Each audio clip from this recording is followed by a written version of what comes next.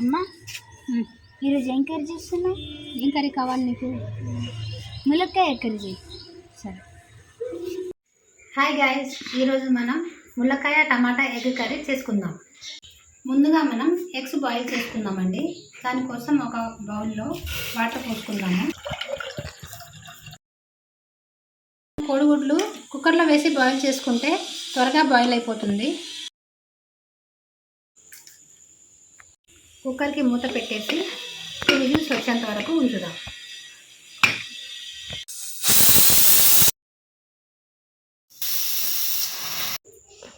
Eggs అయితే boil అయిపోయినాయండి.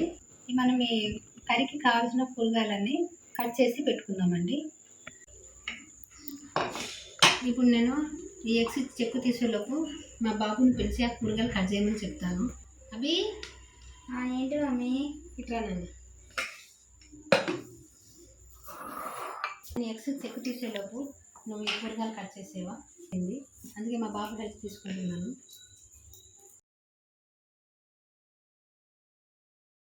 ఎగ్స్కి ముందుగా ఘాటు పెట్టుకున్నామండి.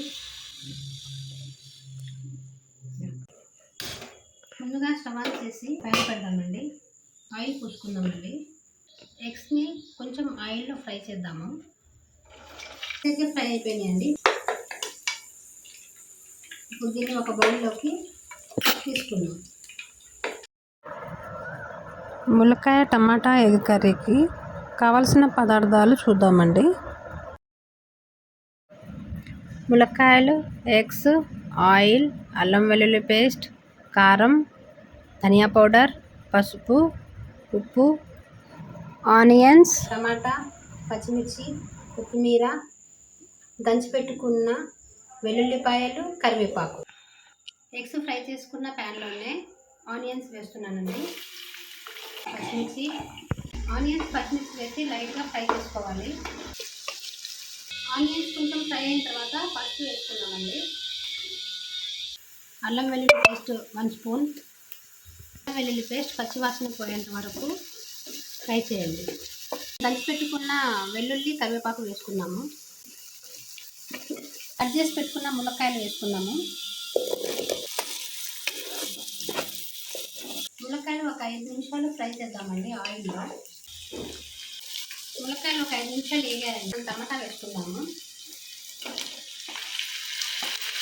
ఇప్పుడు రుచికి సరిపడినంత ఉప్పు,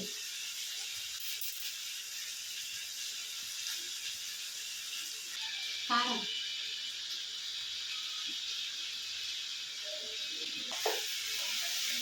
మనం టమాటాలు వేసినప్పుడు ఉప్పు కారం వేసాం కదండి.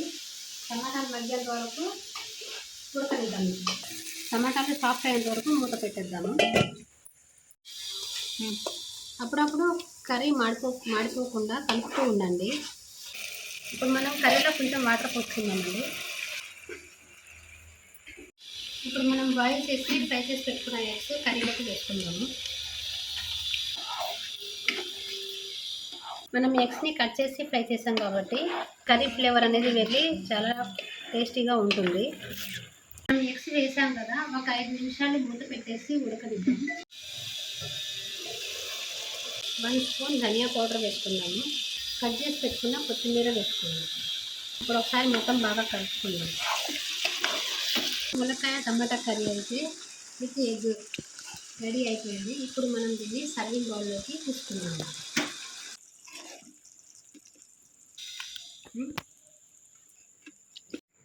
చూసారు కదా ఫ్రెండ్స్, మన ములక్కాడ టమాటా ఎగ్ కర్రీ రెడీ అయిపోయింది. స్మెల్ అయితే గుమగుమలాడిపోతుంది. ఇప్పుడు నేను ప్లేట్లో వడ్డించుకొని తినడమే ఆలస్యం.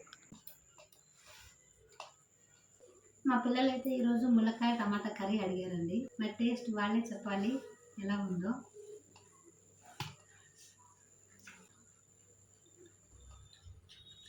కర్రీ అయితే చాలా బాగుందండి. ఎలా ఉందా? సూపర్ ఉంది. చాలా బాగుందమ్మా. ఈ ములక్కాయ నంచుకుంటే చాలా బాగుందండి. కొంచెం గుడ్డు, మా టేస్ట్ అయితే సూపర్ ఉందండి. చూసారు కదా ఫ్రెండ్స్, మా కర్రీ మీకు నచ్చినట్టయితే వీడియో లైక్ చేయండి, షేర్ చేయండి, సబ్స్క్రైబ్ చేయండి.